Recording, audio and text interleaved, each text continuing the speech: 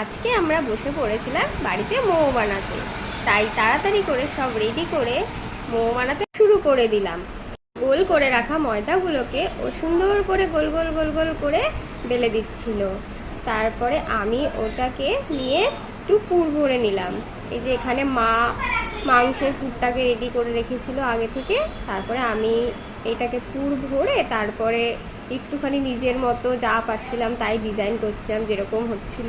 অত তো আর সুন্দর হয় না ওদের মতো, কোনো রকমে করছিলাম ডিজাইন যেমন হচ্ছিল। তারপরে এক এক করে রেখে দিলাম। তারপরে আমি আর ও মিলেই সব এগুলো রেডি করেছি। তারপরে বিকেলবেলা এই যে মা এগুলো নিয়ে এক এক করে স্টিমে বসিয়ে দিচ্ছিল।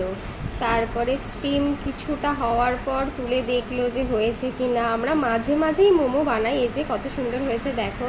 তারপরে একটুখানি খেয়ে নিলাম, আমিও খেলাম, ওই যে ও খাচ্ছে। খুব টেস্টি হয়েছে।